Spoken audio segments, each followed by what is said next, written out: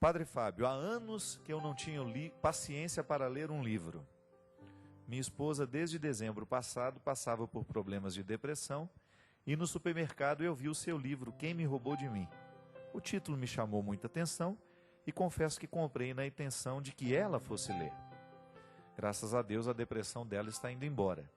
Fiquei toda a quaresma sem fazer a barba por uma promessa da Nossa Senhora e ela me concedeu essa graça. Bonitinho, né? Ficou sem fazer a barba para trazer alegria para a mulher. E dia a dia eu pude sentir a melhora dela. O livro estava ali na cômoda, um tempão, junto à Bíblia, e na semana passada comecei a ler um pouquinho toda noite. Leitura que me fez ver as coisas de um ângulo diferente e de maneira mais clara. E posso dizer, padre, que é uma leitura indispensável a todo ser humano. Um grande abraço, Moacir José Silva. Muito obrigado, Moacir. Eu também acho que é um livro que pode ajudar muito, porque todos nós, de alguma maneira, somos um pouquinho roubados, né? Roubamos e somos roubados. É impressionante o quanto é difícil a gente estabelecer o limite. Quanto é que do meu território eu vou conceder que o outro possa entrar e tomar posse? Porque amizade, relacionamento é sempre isso. É a autorização de que o outro entre na nossa vida. E nem sempre o outro entra com responsabilidade. Eu encontro muita gente machucada pela vida, justamente porque uma outra pessoa entrou no seu território de maneira desrespeitosa. Machucou, jogou ali o seu lixo e depois foi embora. Só que com um detalhe: levou embora daquela pessoa toda a força que ela tinha para os seus recomeços. Isso é sequestro da subjetividade. Quando a gente passa por uma experiência de afeto em que o outro torna-se o proprietário das nossas decisões. Quando a gente se torna incapaz de decidir. Quando toda a minha vontade fica nas mãos do outro. Quando o outro começa a ter tanta ascendência sobre mim, a ponto de me impedir de tomar as minhas decisões. Todos nós enfrentamos isso, minha gente. É um desafio muito grande. Pai e mãe, né? Na relação marido e mulher, na relação com os filhos. Educar o filho para ser livre é um desafio muito grande. Educar um filho para que ele aprenda a ter autonomia. Né? Autonomia é um processo difícil da gente chegar. Na vida a autonomia não chega facilmente não. A gente precisa lutar. Mas essa autonomia, ela também não pode ser interpretada como libertinagem. Agora ninguém manda em mim, eu agora não tenho mais regras. Não, não é assim não. É o contrário. A autonomia é o pleno conhecimento das regras. É o ser humano situado no contexto de regras e possibilidades. É interpretar a regra como um caminho seguro para o meu agir. Autonomia é isso. Quando eu vou tomando posse de mim, eu vou tomando posse do que eu posso, né? Do poder, e tomo posse daquilo que eu não posso também. Eu sei quem eu sou. Não sou uma ilusão. No livro a gente trabalha esses conceitos, né? Ser pessoa, a filosofia nos ensina, sobretudo no contexto judaico, e depois a antropologia cristã vai aprofundar isso. Ser pessoa é a gente estar sobre esses dois pilares. Eu tenho posse de mim e depois me disponho ao outro. Eu sou dono de mim. Eu tenho cada vez mais um controle dos meus afetos, das minhas reações. Eu tenho um conhecimento da minha realidade, do meu contexto. Eu sei de onde eu nasci. Muitas vezes eu sei interpretar o momento de hoje a partir do meu passado. Eu tenho uma visão mais ampla sobre mim. Eu sei por que às vezes eu ajo dessa ou daquela forma. Isso é ter a posse. Né? É você estar mergulhado nesta missão de ser o seu dono. Um exemplo muito simples. Quando eu sinto ciúme de alguém, quando eu começo a querer o outro para mim, eu preciso tomar posse de mim. Eu preciso ter consciência de que eu não tenho direito de sentir isso.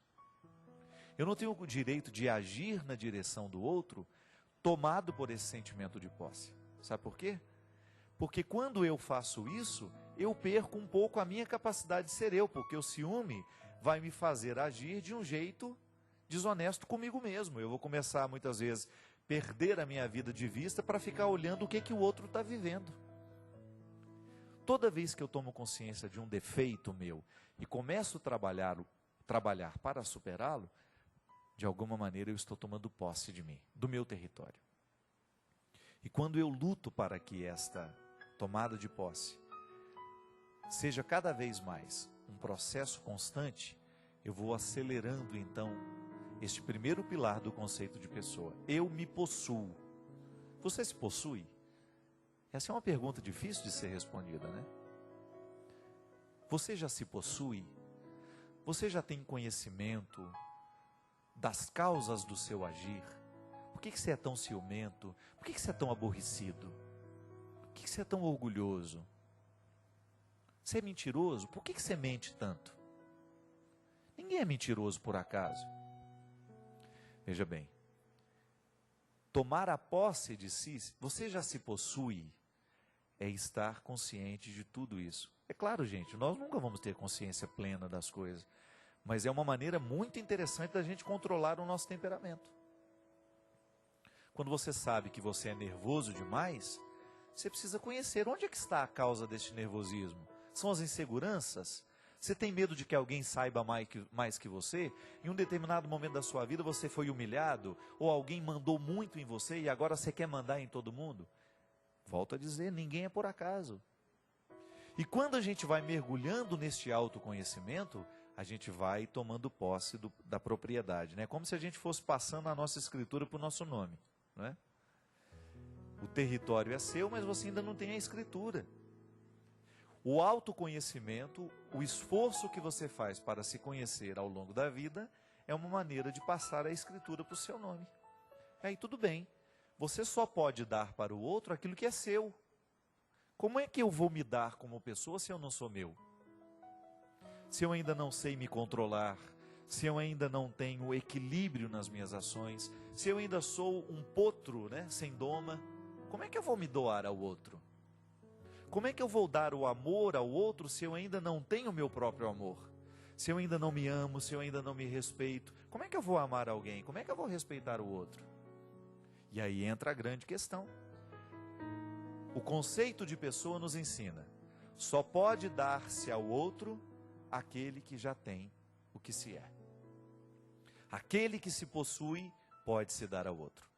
E aí, gente, nós vamos entender por que que você vai encontrar algumas pessoas pela vida tão generosas, tão livres, tão capazes de amar sem exigências? Porque elas já se possuem. Elas já perderam essa bobagem dessa vaidade, da autoimagem, dessa coisa, o que os outros estão pensando de mim, né? O que os outros estão achando a meu respeito? Já passou essa fase. Ela já está se lixando para isso tudo. Para ela importa o que ela é, o que ela sabe de si mesma, o que ela já conseguiu no seu processo humano. E aí você vai entender uma doutora Zilda Arnes, uma mulher que morreu lá no Haiti se doando. Diz que o filho dela, né, antes dela viajar, falou: mamãe, não vai não, a senhora está tão cansada. Diz que ela sorriu para ele e disse: meu filho, como não vou? Se essa é a minha vida, ficar não é a minha vida. Doutora Zilda Arnes descobriu isso. Por isso ela era tão livre para deixar o seu mundo e ir à busca do mundo dos outros. Ela já tinha criado tudo que tinha que criar, já tinha dado finalidade a tudo que ela precisava encaminhar. A família já estava encaminhada, ela foi se dedicar à caridade. Aí você entende por que uma irmã Dulce existiu, né? Uma mulher com uma capacidade imensa de se doar. Porque se possuía. Ela era dona dela. Aí o amor fica mais puro. Por que a gente estraga tantos outros? Com o nosso amor doente, com o nosso amor possessivo, com o nosso amor irresponsável. A gente age em torno desses ciúmes que a gente sente, a gente mente, a gente arma contra os outros, a gente joga o outro fora, porque a gente não quer ser incomodado. A gente quer ser proprietário dos outros, e para a gente ser proprietário dos outros, a gente quer excluir todos os outros que de alguma maneira estão perto daquela que a gente quer possuir. Nós agimos de maneira diabólica, Por quê? Porque eu não me possuo. Eu ainda não dei conta de controlar as minhas carências. Eu ainda não dei um jeito de organizar dentro de mim todos os meus desequilíbrios. E todos nós somos assim, minha gente. Todos nós temos essa parte doente que precisa ser consertada. Todos nós temos essa propriedade que precisa passar à Escritura. Agora, o esforço do dia a dia é que vai fazendo com que a gente vá vencendo isso. Primeira coisa, ter consciência. Primeira coisa, o primeiro passo para a transformação é a consciência. Eu tenho que ter consciência das minhas possibilidades e dos meus limites. E quando eu me torno consciente do que eu tenho de bom e do que eu tenho de ruim, eu vou investir um pouco mais para multiplicar a minha parte boa e vou fazer um esforço para neutralizar a minha parte ruim.